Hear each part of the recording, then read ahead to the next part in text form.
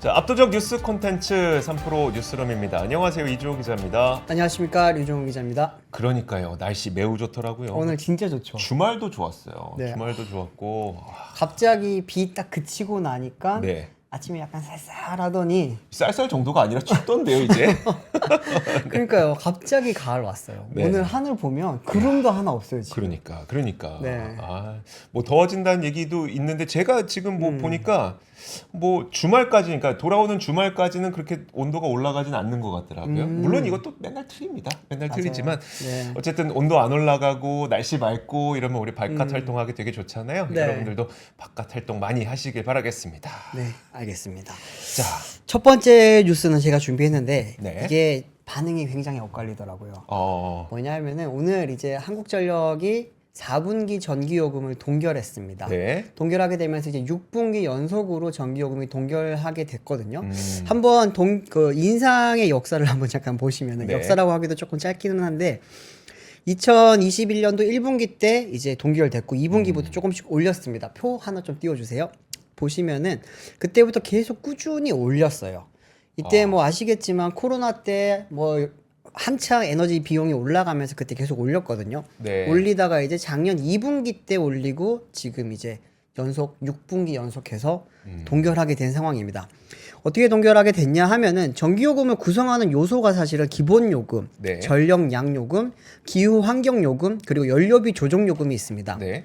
이 중에서 연료비 조정 요금을 이제 지난번과 똑같은 5원으로 유지하게 되면서 이번에 결국 다시 동결하게 됐는데, 연료비 조정 요금이 뭐냐 하면은 이제 최근 3개월의 단기 에너지 가격 흐름을 좀 반영을 해서 네. 이걸 가지고 이제 연료비 조정 요금의 계산을 하는 건데, 한번 보시면 최근 3개월 동안 유연탄이라든지 LNG라든지 이런 연료비 변동 상황을 조금 반영을 했습니다. 네. 근데 사실 최근에는 연료비가 조금 낮아졌거든요. 그러면서 이번에는 원래는 마이너스 5원을 가는 게 맞았어야 되는데 네. 산업통상자원부 쪽에서는 한전이 워낙 지금 뭐 재무 상황이 안 좋잖아요. 네. 그러다 보니까 가장 최대치인 플러스 5원을 계속 그냥 유지를 하기로 한 겁니다. 네. 그렇기 때문에 뭐 어떤 분들은 말씀하시기로는 실제로는 지금 에너지 가격이 내렸기 때문에 연료비를 죄송합니다. 전기 요금을 내렸어야 하는 거 아니냐라고 하지만 네. 그럼 계속해서 지금 뭐 한전의 재무 상황 그리고 이제 연내 인상 이야기가 계속 있었기 때문에 그 부분을 다 감안을 해서는 원래는 이번에도 올릴 가능성도 사실 있었어요. 네. 그러다 보니까 이제 이래저래 하다가 이번에는 결국에는 일단은 동결하기로 했습니다.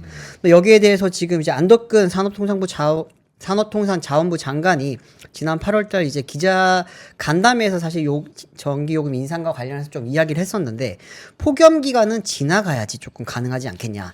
이 상황이 지나면 최대한 시점을 조정해서 웬만큼 정상화 수준으로 갈 수 있도록 노력을 하겠다라고 이야기를 했습니다. 네. 이 이야기가 있었기 때문에 이번에도 결국에는 동결한 거는 뭐 제가 얼마 전에 한번 말씀드렸지만 8월달에 전기요금이 지금 네. 굉장히 많이 나오고 나왔다고 하잖아요. 그러다 보니까 이제 거기에 대한 부담감까지 겹치면서 사실상 이번에 못 올린 게 아닌가라고 하는 이야기가 있습니다. 네. 근데 제가 근데 뭐 서두에 잠깐 말씀드렸지만 반응이 굉장히 엇갈리고 있다고 했죠. 이게 그 한국전력에 투자하고 계신 분들이면 네. 조금 전에 그 댓글창에도 나오는데 올려라 좀. 올려라 좀. 네. 그리고 내가 뭐 한국전력 투자는 안 하고 나는 그냥 전기만 사용하는 그쵸. 일반 그 전기 소비자다 싶으면은 올리지 좀 마라 좀. 그렇죠. 이게 이렇게 엇갈리죠. 네. 이게 제가 그래서 기사 헤드라인 한번 가져와 봤어요. 네. 검색을 하다가 너무 참 극명한 그런 반전이 되는 게 나와서 이렇게 한번 좀 띄워 주십시오. 보시면은 위에 헤드라인 보면은 폭염 끝나면 올린다더니 점점점 전기료 동결에 실망한 한전 개미라고 하는 내용이 있고요.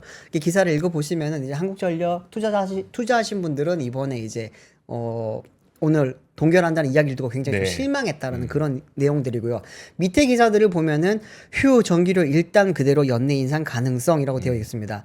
보면 이제 뭐 10분기 연속으로 지금 연료비 조정 단가가 동결됐고 6분기 연속으로 이제 전기요금이 동결됐다라고 하면서 네. 이 기사 내용들을 보면 이제 국민들이 이번에 조금은 그래도 한숨 돌릴 수 있게 됐다. 네. 최근에 아시겠지만 워낙 물가 인상이 많았잖아요. 그렇죠. 그런 상황에서 전기요금까지 오르게 되면은 특히나 지금 이제 10월, 11월, 12월에도 보면 예전에는 무조건 다 LNG 뭐 이런 걸로 다 뗐는데 네. 요즘은 전기로 또 이제 난방을 하시는 분들도 많아졌거든요. 전열기요? 그렇죠. 네. 그렇기 때문에 그런 부분에 대한 또 부담감도 당연히 이번에 감안했을 것이고 그러다 보니까 4분기는 동결을 했을 겁니다. 그래서 지금 뭐 그런 부분에 대해서는 또 많은 또 국민들이 다행이다라고 하는 그런 이야기들을 많이 하는데 네. 그러면은 한전은 어떻게 해야 되느냐 이제. 네. 오늘 주가 일단 한번 먼저 보시겠습니다. 이게 시장에서는 안 좋게 받아들였어요. 당연히 그렇겠죠. 지금 네.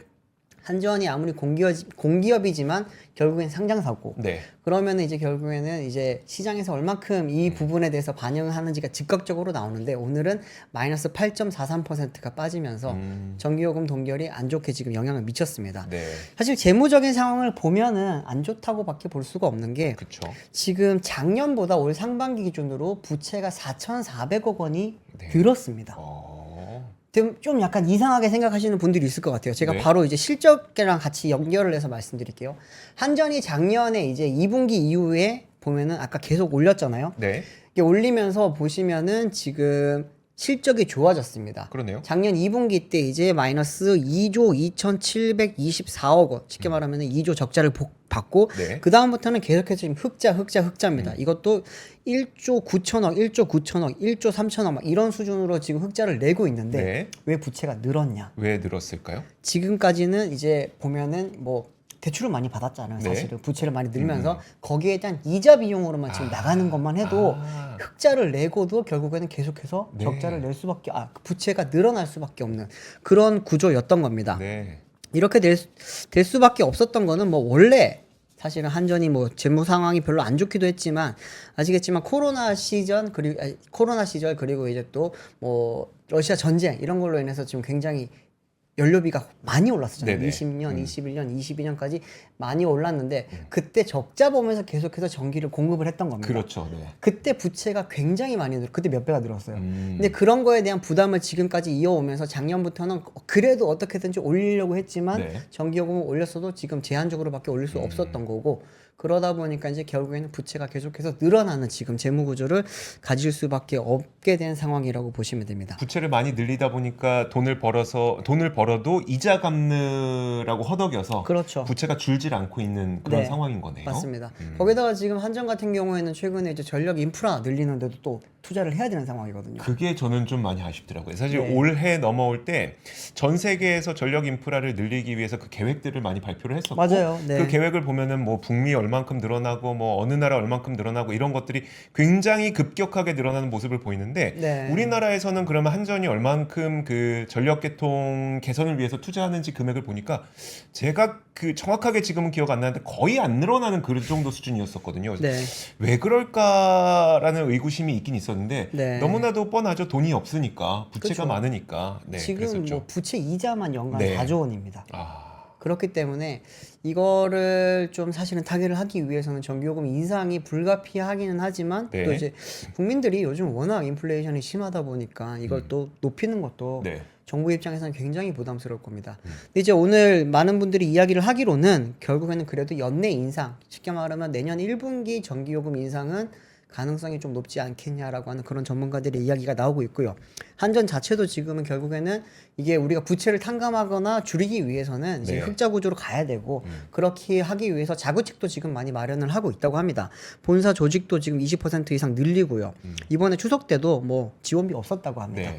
그런 이제 여러 가지 지금 이야기들 그런 이제 비용을 좀 절감할 수 있는 그런 이야기들을 많이 하면서 결국에는 우리가 단순히 전기 요금만 높이는 게 아니라 우리도 자구책을 쓰고 있으니까 올리더라도 너무 미워하지는 말아주세요라고 하는 지금 한전의 그러면 액션 아닌 액션도 조금 섞여 있다고 볼 수 있을 것 같습니다. 네, 알겠습니다.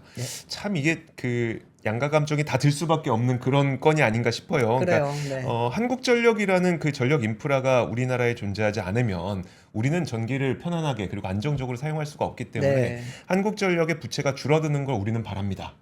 그렇죠. 그러면서 전기료는 안 오르길 바라죠. 그렇죠. 네.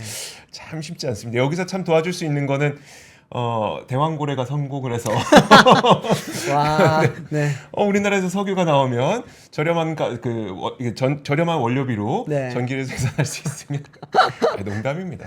대왕고래 화이팅. 농담입니다. 네. 돼야죠. 자, 그렇습니다. 네. 다음 소식도 한번 보도록 하겠습니다. 다음 소식은 그 지금 주말 사이에 그 독일의 폭스바겐 살리기가 시작이 됐고 네네. 동시에 유럽에서는 자동차 기업들이 와, 도저히 이대로는 안 되겠다. 우리 탄소 정책을 좀 유예해달라라는 요구가 있었습니다. 같은 맥락이기 때문에 동시에 한번 전해드릴 텐데요. 네. 일단 유럽 자동차 업체들은 굉장한 실적 악화를 지금 기록을 하고 있습니다. 이런 가운데 지금 중국의 전기차들이 유럽으로 많이 흘러 들어오고 있잖아요.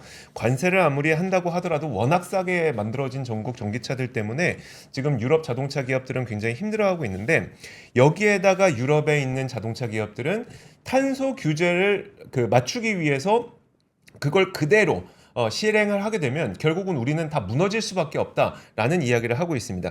예컨대 지금 유럽 연합은 승용차 탄소 배출량을 2025년까지 2021년 대비 15% 감축하고 2035년까지는 100% 감축해서 자동차의 탄소 배출량을 제로로 만드는 목표를 세워두고 있는데 사실상 그렇게 되면 2035년부터는 유럽 연합에서 내연기관 신차 판매 자체가 불가능해지는 거거든요. 그런데 이렇게 되면은 이렇게 되면 안 된다는 거죠. 그래서 유럽 자동차 공업 협회가 지난 19일 성명을 내고 탄소 배출 감축 목표를 시행하기 전에 긴급 구제 조처를 촉구한다라고 밝혔습니다. 말하자면 그때까지, 그러니까 2035년까지 100% 전동화가 불가능하다라는 이야기를 하고 있는 겁니다. 그래서 만약에 규제를 목표대로 계속 진행을 하게 된다면 유럽 자동차 업체들만 무너지게 될 거다라는 주장을 지금 하고 있는 겁니다. 여기서 말하는 유럽 자동차 업체라고 하면은 뭐 벤츠, BMW도 있겠습니다만 대표적으로 폭스바겐일 수밖에 없겠죠. 그렇죠. 근데 제가 오늘 이 내용을 갖고 온 데에는 다른 이유도 있는데요. 지금 유럽 내에서 규제 때문에 그리고 유럽 내에서 흘러들어오고 있는 중국 전기차 때문에 유럽 폭스바겐이 힘들고 있는 건 사실인데 사실 이게 중국에서도 굉장히 힘들어지고 있는 모습이 나타나고 있는 것 같습니다. 뭐냐면 지금 제가 하나 보여드릴 텐데 하나증권 김경환 연구위원이 자료를 하나 내놨는데요. 거기서 되게 흥미로운 게 뭐였었냐면 지금 짙은 녹색 그래프가 중국에서 판매되는 내연기관차고요. 회색 그래프가 중국에서 판매되는 전기차거든요. 네. 근데 이제 드디어 중국에서 판매되는 전기차가 내연기관차를 역전한 걸 보여주는 겁니다. 넘어섰네요. 넘어선 걸 보여주는 거죠. 네. 지금까지는 물론 중국 전기차 중국에서 많이 팔린다고 해도 내연차가 더 많이 팔렸었어요. 이게 그 초록색 그래프가 더 높으면 내연차가 더 많이 팔린다는 건데 네. 이게 드디어 역전이 됐습니다. 이제 중국에서는 내연차보다 전기차가 더 많이 팔린다는 걸 의미하는 거죠. 와. 그러면 중국 내에서 내연차를 판매하고 있는 독일 기업들 네. 뭐 벤츠, 폭스바겐, BMW가 있겠지만 그 중에서 벤츠와 그 다음에 BMW는 프리미엄급이라고 치면 보급형 브랜드인 이 폭스바겐은 직격탄을 맞을 수밖에 없는 상황이 지금 됐다는 걸 보여주는 겁니다. 네. 그러다 보니까 유럽에서 그러니까 유럽의 유럽 자동차 업체들은 유럽이 됐건 중국이 됐건 안팎으로 그러니까 원투펀치를 다 맞고 있다는 걸 보여주는 거고요. 그러다 보니까 중국에서 타격 입은 독일에서는 폭스바겐 살리기에 돌입을 했잖아요. 외신에 따르면 지금 그 독일 부총리 겸 경제기후보호부 장관이 지난 20일 독일 엠덴에 위치한 폭스바겐 공장을 방문해서 폭스바겐을 지원하기 위해 전기차로의 전환에 대한 인센티브를 제공하는 등의 도움을 강구하겠다고 밝혔다라는 뉴스가 나오고 있는데 다시 말하자면 전기차 보조금을 부활하겠다는 점을 알리게 된 거죠. 네. 아, 우리 도저히 안 되겠다. 전기차 보조금 그러면 다시 살려줄게요라고 한 건데 사실 지금 독일이 검토하고 있는 보조금은 오래된 내연기관차를 폐차한 이후에 전기차를 구매하면은 신차의 경우에는 6,000유로, 그다음에 중고차의 경우에는 3,000유로 정도의 구매 보조금을 지급하겠습니다라는 점을 검토를 하고 있다고 하거든요. 네. 보조금이 부활하게 된다면 사실 2년째 역성장하고 있는 독일의 전기차 판매량이 내년부터 회복세를 보이기 시작할 것이라는 게 국내의 증권가에서도 나오고 있는 전망입니다. 네. 그래서 유진투자증권의 한병화 연구위원이 자료를 낸 걸 한번 같이 보면요. 지금 그 독일에서는 전기차 보조금 판매를 중단하면서 지금 역성장을 하기 시작을 했었는데 그래서 결국에 2023년과 2024년에 모두 전기차 판매가 역성장을 하고 있는 상태잖아요. 그런데 여기서 만약에 그 전기차 보조금이 당연히 부활을 하게 되면 당연히 독일 시장에서의 전기차 판매량도 다시 성장할 수 있을 것이다. 그러니까 플러스 성장으로 돌아서게 될 것이다라고 하는 게 이제 그 유진투자증권의 전망인 겁니다. 그렇게 되면은 우리나라의 이 배터리 기업들이 좀 긍정적인 영향을 받을 수 있을 거라는 전망이 나오는 건데 네. 사실 저는 유종 기자한테 좀 물어보고 싶었던 게 네네. 실제로 유럽의 전기차, 특히 이제 독일의 전기차 판매가 플러스 성장을 하게 됐을 때 실질적으로 우리나라 배터리 기업들이 얼만큼의 좀 그 이득을 좀 받을 수가 있는 걸까요? 지금 당장은 아무래도 중국보다는 우리 기업들이 많이 유리할 수 있습니다. 뭐 지금 CATL이나 BYD가 많이 들어가고 있다고는 하지만 네. 이들은 이제 들어가기 시작하는 수준이고 현재 판매하는 대부분의 차들은 SK온이라든지 네. LG 에너지 솔루션 그리고 지금 삼성 SDI 특히나 이제 폭스바겐 그룹 같은 경우에는 그쪽을 많이 쓰고 있다 보니까 네. 폭스바겐이 살아나면은 가장 많이 수혜를 받을 것이 삼성 SDI랑 LG 에너지 솔루션입니다. 이들 같은 경우는 지금 대부분 차 특히나 MEB 플랫폼 같은 경우에는 그 두 개 많이 들어가고 있고 또 이제 아우디랑 아우디죠. 아우디 같은 네. 경우에는 지금 이제 삼성 SDI 좀 많이 네. 쓰고 있고요. 그런데 이제 중국도 사실은 같이 늘 수 있어요. 지금 이제 그 어디였죠? 그 포르쉐의 마칸 EV부터 시작을 해서 CATL 배터리 CATL 들어갔죠? 배터리 들어가기 네. 시작합니다. 이제 거기도 NCM 배터리가 들어가고 있기 때문에 장기적으로 쭉 간다면은 아무래도 이제 뭐 같이 수혜를 입으면서도 네. 당연히 중국이 좀 더 많이 입겠지만 지금 단기적으로 봤을 때는 국내 배터리 업체들이 사실 한국에서도 어렵고 미국에서도 어려워요. 지금 그런 상황에서 만약에 유럽에서 이런 조치가 나오게 되면 네. 어느 정도 숨통이 좀 많이 트일 수 있겠죠. 특히나 이제 LG랑 SK는 지금 이제 유럽 공장도 있는 상황이다 보니까 네. 거기서 여러 가지 좀 뭐 관세라든지 여러 혜택을 많이 받을 수 네. 있거든요. 네. 그렇다 보니까 좀 그런 부분은 많이 좋아질 것 같기도 합니다. 그리고 여기에 연결해서 뉴스가 하나가 더 나왔는데 뭐가 있었냐면 SK온이 이제 오늘 10월까지 얼마 남지 않았잖아요. 한 10일밖에 남지 않았는데 다음 주. 네, 다음 주부터인데요. 10월부터 미국 공장에서 현대차 배터리를 양산하기 시작할 거다라는 뉴스가 나왔습니다. 사실 네. 이거는 미리부터 알려져 있는 거였었는데 원래 포드에 들어가는 배터리를 생산하는 라인을 포드 자동차가 워낙 안 팔리니까 이거 네. 계속 포드 라인으로 유지하면 안 되겠는데라는 뭐라 그럴까 위기감 이거는 연초부터 있었잖아요. 그렇죠. 그래서 일찌감치 포드로 공급하는 라인을 현대차 라인으로 바꿔오는 작업을 했는데 네. 그 작업이 완료가 되고 이제 10월부터는 양산에 들어간다라는 뉴스가 있었던 겁니다. 근데 저는 이제 요거 한번 같이 공유하고 싶어서 갖고 왔는데 네. 그럼 포드 전기차가 얼마나 안 팔리기 때문에라는 거를 말씀드리고 싶은 거거든요. 지금 이게 지난 2분기 그러니까 2024년 올해 스로 EQ니까 그러니까 상반기입니다. 상반기. 네. 상반기까지 어떤 전기차가 많이 팔렸는지 미국에서 등록됐는지를 보면은 1위가 토요타 라브4. 저게 지금 전기차가 아니라 전체차. 아니 전기차. 그래요? 네. 네, 일단 말씀하시죠. 네. 라브4. 네. 일반 차 같습니다. 일반 네, 차. 전체 차량 다 전체 다 포함해서. 근데 라브4 같은 경우에는 PHEV도 있고 그렇기 때문에 아마 저기에 상당수는 그 전동화 차량이 포함이 되어 있을 거예요. 네. 그리고 지금 보니까 테슬라 모델 Y가 거의 비슷하게 팔리네요. 그러니까 모델 네. Y 그다음에 포드 F150. 네. 근데 사실 포드 F150은 원래 미국 내에서 역사적으로 판매 1위를 항상 기록하고 그렇죠. 있었던 그런 네. 자동차인데도 불구하고 이게 순위가 좀 밀리고 있는데 과연 여기에 들어가는 배터리를 계속해서 포드에 들어가는 배터리를 생산했다가는 네네. SK 입장에서도 좀 안 되겠죠. 그러다 그렇죠. 보니까 제가 이게 전기차인지 아닌지는 네. 죄송해요. 전기차인지 아닌지는 좀 추구 지금 보다 보니까 뭐 캠리, 코롤라, 시빅 이런 차들은 네네. 전기차가 없기 때문에 네. 저거는 전체 차량 대수가 맞는 것 같고요. 그런데 이제 라브4 같은 경우에는 하이브리드가 대체적으로 대부분이고 네. PHEV도 이제 최근에 많이 판매를 하고 있기 때문에 그런 부분이 다 포함이 됐을 것 같습니다. 네. 근데 저도 지금 놀란 거는 포드 F150이 사실은 전체 차량 판매에서 1등을 뺏긴 적이 거의 없거든요. 네. 근데 그런데 지금 뭐 모델 Y한테도 당연히 졌고 그리고 라브4한테도 뒤지고 있는 걸로 봤을 때 미국 시장 자체에서도 보면은 자동차 판매에 대한 좀 변화가 많이 일어나고 있는 것 같기는 하네요. 네, 그러니까요. 이런 상태에서 SK에서도 그 어느 차의 배터리를 만들지에 대한 전환을 했다라고 네. 보면 될 것 같습니다. 야, 근데 이게 좀 되게 큽니다, 사실은. 네. 왜냐하면 지금 SK가 사실 미국 내에서 자체 공장도 짓고 있고 또 하나는 이제 블루오블로도 지금 짓고 있잖아요. 네. 그런데 자체 공장 내에서 짓고 있던 배터리의 대부분은 원래는 사실은 뭐 당연히 포드 향이 많았어요. 네. 그리고 현대차용 배터리용 공장 따로 짓고 있고요. 그런데 이제 이 부분에 대해서 굉장히 지금 현대차랑 그 SK온이 머리를 잘 썼다고 볼 수 있는 게 다음 달이라고 하면은 사실은 현대차가 HMGMA라고 하는 네. 메타 플랜트, 네. 그러니까 친환경차 전용 공장이 다음 달에 현대차가 오픈을 합니다. 음. 거기서 이제 생산을 해야 되는데 그러면 거기에 들어가는 배터리는 당연히 거기서 또 수급을 해야겠죠. 네. 그런데 바로 옆에 보니까 SK온 공장이 놀고 있습니다. 우리 같이 합시다.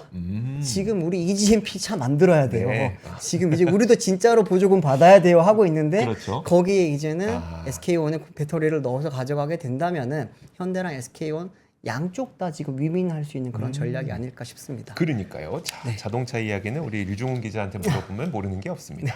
자, 그러면 다음 뉴스도 한번 보도록 하죠. 네, 다음 뉴스는 요즘 뭐 가장 뜨거운 이야기는 사실은 MBK와 고려아이언 이야기죠.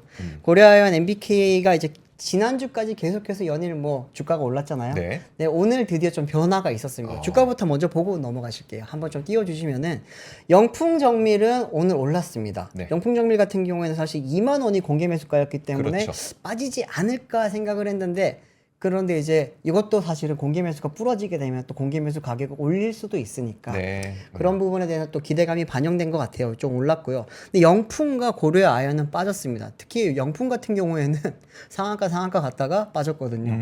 근데 사실 많은 분들이 이야기하기로는 영풍은 오를 이유가 없어요. 그렇죠. 영풍은 왜 올라요? 네. 예. 영풍 정밀이랑 고려 아연은 이번에 직접적인 영향을 받는데 영풍은 그렇죠. 뭐 사실은 별개거든요 이번에. 네. 그런데 같이 올랐다가 이제는 결국엔 다시 정상화되지 않겠냐라고 보고 고려 아연이 조금 오늘 좀 빠졌습니다.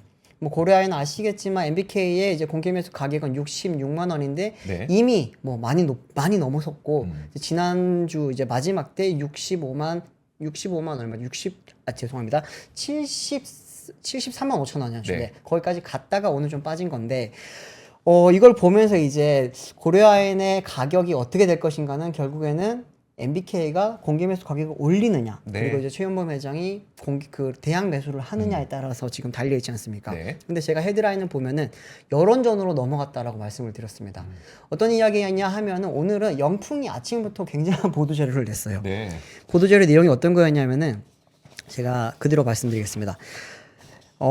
MBK 파트너스와 연합해서 이제 이번에 추진 중인 고려아연의 경영권 인수와 관련해서 영풍에서 이야기하기로는 최연봉 고려아연 회장의 전횡을 막고 경영을 정상화하기 위해 스스로 팔을 자르고 살을 내어주는 심정으로 MBK 파트너스의 일대 주주 지위를 양보하면서 공개 매수에 나섰다 이렇게 밝혔습니다. 네. 팔을 잘랐답니다. 팔을 자르는 그런 지금 이제 엄청난 우리가 희생을 치르면서까지 네. 최윤범 회장의 그런 경영권을 우리가 뺏어오겠다라고 네. 하는 이야기였고요. 그런 이야기를 하면서 영풍에서는 이제 뭐 똑같은 이야기를 합니다. 기존에 이제 많은 뭐 방만 경영이라든지 이런 부분에 대해서 좀 많이 비판을 했었고요. 또 하나는 MBK 고려아연 쪽에서 우리와 MBK에 대한 흑색 선전을 되게 많이 하고 있다. 네. 어떤 이야기하냐면은 MBK에 대해서 중국 자본 운운하면서 해외 매각을 한다는 그런 이야기를 고려아연 쪽에서 이야기를 했었는데 최현범 회장 자신은 일본 소프트뱅크와 스미토모 상사의 손을 벌리는 모순적인 행위를 하고 있다고 이렇게 주장을 했습니다. 네. 근데 이 부분에 대해서는 사실 아직까지 확인이 안 됐거든요. 지금 MBK 최윤범 회장이 일본으로 넘어가서 누구를 만났는지에 대한 지금 사실 풍문이 좀 많이 나오고 있기는 합니다. 네. 그런 부분에 대해서도 지금 최윤범 회장이 소프트뱅크, 베인캐피탈, 스미토모 등을 만났다라고 하는 이야기가 지금 나오고 있는데 이런 거를 지금 어떻게 보면은 만난 그 투자자에 대해서 네. 이렇게 떠벌리고 다니는 것도 굉장히 유례없는 일이다라는 이야기까지 오늘 영풍 쪽에서는 많이 이야기가 나왔습니다. 그런데 이제 고려아연 쪽에서는 또 어떤 이야기가 있었냐면은 고려아연 쪽에서는 고려아연이 자체적으로 이야기를 한다기보다 네. 주변에서 지금 이야기들이 많이 나옵니다. 일단 고려아연에서 보면은 이제 저번에 김도겸 울산시장이 한번 네. 고려아연 1인 1주식 가지기를 하면 울산 어떻겠느냐. 시민, 네. 그렇잖아요. 울산 시민이 120만 명이니까 그러면 120만 주는 살 수 있다. 살 수 있다라고 했었는데 오늘 그 부분에 대해서 실제로 이야기가 나왔습니다. 오늘 이제 울산시청에서 이제 50개 시민단체로 만들어진 곳에서 지금 이야기를 했던 게 어떤 거였냐면은 진짜로 고려아연은 대한민국 비철금속 산업의 중추적인 기업으로 울산과 국가 경제에 중요한 기여를 해왔다면서 1인 1주식을 한번 매수를 해서 우리가 고려아연을 지켜보는 건 어떻겠느냐라고 네. 하는 그런 이야기를 한 겁니다. 이렇게 되면서 이제 결국에는 기존의 정치권이 조금 나섰는데 거기에 대해서 이제는 시민단체까지 지금 같이 나서게 됐고요. 네. 또 하나는 오늘 이제 고려아연의 80여 개 고객사 쪽에서도 고려아연 품질 유지 요청서를 이렇게 이야기를 하면서 네. 어떤 이야기를 했냐면은 고려아연이 만약에 영품과 MBK 쪽에 넘어가게 된다면은 고려아연은 지금까지 높은 품질이 유지될 수 없을 것이다라고 하는 그런 이야기를 했습니다. 또 이제 적대적 M&A를 시도하는 MBK가 공개 매수에 성공할 경우 2차 전지나 반도체 분야에서 진행되고 있는 탈중국 가치사슬 구성에 차질을 빚을 것이다. 이렇게 이야기를 하면서 고려아연의 신성장 동력인 트로이카 드라이버에도 부정적인 영향을 주면서 2차 전지와 반도체 산업 역시도 크게 위축될 수 있다. 기존에 그냥 아연이라든지 뭐 은이라든지 니켈 이런 것뿐만이 아니라 여기에서 이제 부가적인 여기서 이제 더 발전되는 산업인 반도체와 2차 전지에도 안 좋은 영향을 많이 죄송합니다. 네. 많이 이제 일어날 수 있다라고 하는 그런 이제 이야기까지 오늘 많이 나온 겁니다. 그러다 보니까 이제 앞으로 이런 부분에 대해서는 여론전까지 오게 되면서 더 많이 복잡해질 것 같아요. 그러니까요. 네, 지금 MBK 파트너스 쪽에서는 한 차례 지금 기자 간담회를 가졌었잖아요. 네.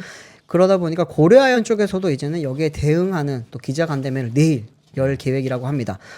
내일 잠시만요. 내일 이제 내일 언제죠? 맞아요. 24일에 시간까지 지금 예정이 되어 있나요? 네.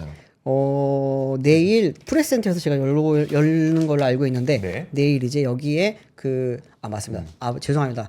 서울 그랑서울에 있는 고려아연 본사에서 이제 내일 기자회견을 열고요. 여기 기자회견에는 이제 고려아연 CTO인 이재중 부회장과 핵심 기술 인력 등이 나와서 이 부분에 대해서 이야기를 할 예정이라고 합니다.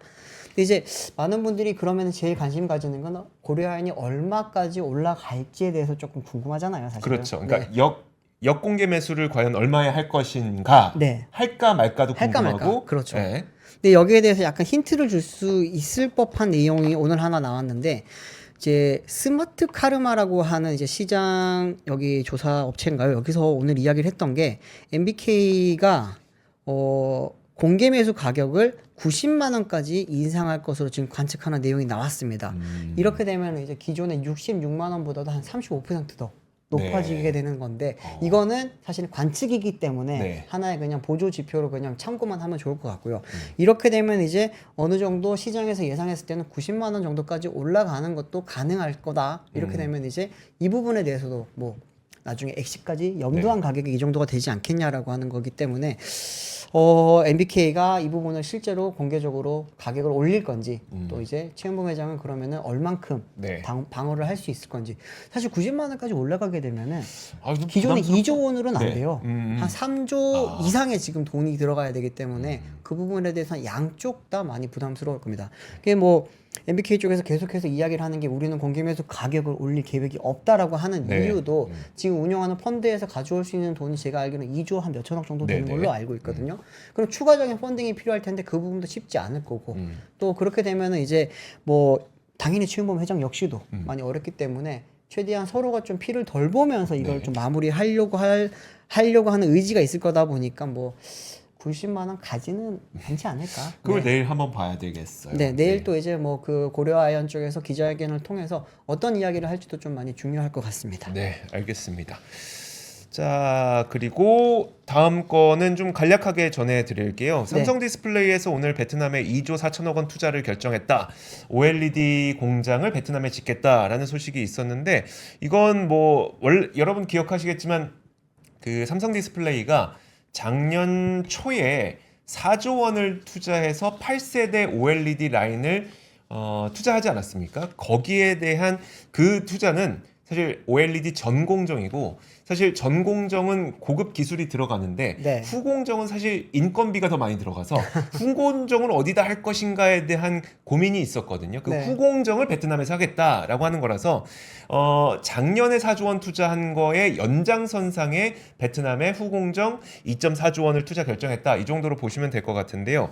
사실 제가 말씀드리고 싶은 거는 이것보다는 이것도 그 김경환 연구위원이 참 요런 뉴스를 그러니까 공유를 해줬는데 뭐냐면 하나증권 김경환 연구위원이 한번 화면 보여주세요. 이게 그 중국 IT 매체에서 나온 얘기인데 이 한글 요 한자를 해석을 해보면 아이폰 16의 특정 패턴이 BOE 패턴에서만 보이는 뭐 461 나노미터라고 해요. 여기 기술적인 건 우리가 정확하게 잘 알 수 없으니까 거기까지는 우리가 기술적인 전문가는 아니지만 특정 패턴이 BOE 패널에서만 보이는데 이 패턴이 아이폰 16에서 보였다라는 내용이 이제 중국에 있는 그 매체에서 전해졌다는 겁니다. 만약에 이게 맞다면 사실 지금까지 아이폰 16에 BOE OLED가 탑재됐는지 여부가 정확하게 드러나지가 않았었거든요. 네. 사실 공급 승인을 받았다는 설은 있었어요. 저도 거기까지는 봤는데 그래서 뭐 BOE도 아이폰 16에 OLED를 공급하기로 했다. 이런 내용들이 전혀 드러나지가 않았었는데 네. 만약에 이게 사실이라면 당연히 아이폰 6 프로랑 프로 맥스에는 당연히 뭐 삼성 디스플레이랑 LG 디스플레이가 들어간 건 맞는데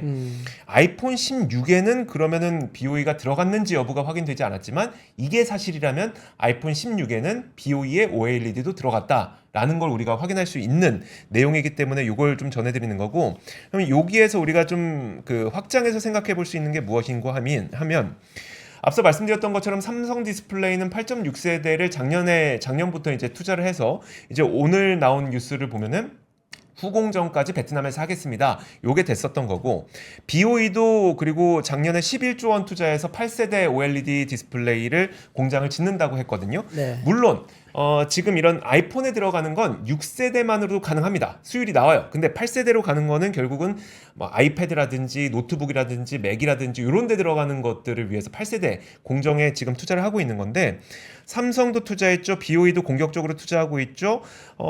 근데 LG만 지금 투자를 제대로 못 하고 있습니다. 그래서 아이폰 정도 되는 스마트폰 규모까지는 우리가 그 6세대만으로도 중국을 따돌리기 좀 앞으로 나갈 수 있는데, 네. 만약에 8세대, 지금 OLED 말고는 우리가 디스플레이 산업에서 중국을 제치고 그 도망갈 수 있는 구석이 좀 없는 상태잖아요. 그렇죠. 근데 여기서 8세대 투자가 LG 쪽에서도 이루어지지 않게 된다면 사실 이 OLED 쪽에서 우리가 조금 더 빠르게 도망칠 수 있는 가능성이 좀 줄어드는 거라서 그 부분 좀 말씀드리고 싶어서 이 뉴스를 전해드렸습니다. 지금 LG 디스플레이가 워낙 어려운 상황이라 돈이 없어서 신규 투자를 못하고 있는데, 우리가 빠르게 도망치려면 8세대까지 돼야 된다. 8세대가 지금 좀 삼성 디스플레이는 하고 있는데 LG 디스플레이가 좀 잘 못하고 있어서 좀 약간 어려운 상황이 이어지고 있다. 참 OLED 하면은 사실은 LG 디스플레이가 그러니까요. 앞서 있는 회사인데 네. 이게 또 새로운 또 R&D 투자를 못 한다고 하니까 좀 그러니까요. 그렇네요. 네. 알겠습니다. 네. 다음 소식은 부동산 뉴스 하나 간단하게 전달드리겠습니다. 이게 최근에 서울 집값 너무 많이 올랐잖아요. 네, 많이 올랐죠. 네, 말하기도 떨리는데 아파트 값이 너무 많이 오르다 보니까 이제 안 오른다 하던 오피스텔 가격까지도 많이 올랐다고 합니다. 네. 오늘 이제 한국 부동산원 자료에 따르면은 이제 2022년 8월 이후 23개월간 하락했던 서울 오피스텔 매매 가격 지수가 지난 7월 보합으로 돌아선 데 이어서 8월 달에는 전달 대비 0.03% 오르면서 상승세로 전환을 했다고 이야기를 합니다. 권역별로 보면은 영등포, 양천, 동작, 강서구 등에 있는 서남권에서 0.09%, 마포, 서대문, 은평구 등에 있는 서북권에서 0.06%, 노원, 도봉, 강북구 등에 있는 동북권에서는 0.03%의 오피스텔 매매 가격이 상승을 했다고 합니다. 반면에 이제 용산, 종로, 중구가 있는 도심권 마이너스 0.01%, 강남 3구와 동남권은 0.06% 하락했다고 합니다. 네. 이렇게 보면 이제 기존에는 뭐 전세 사기라든지 뭐 이런 것 때문에 특히나 이제 오피스텔은 투자 가치가 떨어진다 이런 네. 이야기로 좀 많이들 외면했잖아요. 그렇죠. 그러면서 이제 오피스텔 가격이 많이 떨어졌었는데, 최근에 이제 소형 오피스텔에 대해서 뭐 1주택을 빼주는 그런 면제해주는. 네, 면제해주는 그런 지금 정책도 나왔고요. 여러 가지 지금 이제 아파트 수요를 빌라와 그리고 이제 오피스텔로 좀 분산시키는 정책들이 하나둘씩 나오면서 이런 부분에 대한 효과로 조금은 오피스텔 가격이 오르는 게 아닌가라고 하는 그런 분석도 나오고 있습니다. 네, 알겠습니다. 사실 저는 그런 거 있잖아요. 우리나라에서 막 성공했어요. 네네. 막 기업을 스타트업을 키워서 성공했어. 그 다음에 이제 그 지분을 뭐 예를 들어 뭐 사모펀드 아니면 어떤 기업에다가 뭐 3천억의 매각 성공. 그래서 네. 그 다음에 그걸로 강남의 청담동에 건물 투자 이런 모습이 참. 물론 그것도 맞는 건데 그것도 뭐 틀리다고 할 수는 없지만 네. 그 돈이 다시 자본시장으로 흘러 들어가면 어떨까라는 생각을 했거든요. 예를 들어서 그 저희 얼마 전에 IS 동서 만났을 때 얘기 들었던 게 네. 그 여러분들도 아이 있으신 분 아시겠지만 바운스 아시죠? 그 트램펄린 있는 그 체인점 네. 바운스가 IS 동서 거였다는 얘기를 듣고 그거 도대체 왜 갖고 있냐 했더니 IS 동서가 어떤 분한테 샀는데 네. 그분이 누구인지 보니까 공차를 만들었던 그 사장님. 네. 그러니까 그분은 공차를 창업해서 공차를 팔고 매각하고 그 돈으로 바운스 창업해서 네. 바운스를 매각하고 네. 지금 또 뭐 준비하고 계시다면서요? 그렇다고 그러니까 하더라고요. 그 굉장히 네. 그 창업의 선순환을 이뤄가는 되게 대표적인 모델로 좀 보여서 그런 분들이 좀 네. 많아지면 일자리도 많이 생기고 그쵸. 자본시장에 돈도 많이 돌고 할 텐데 네.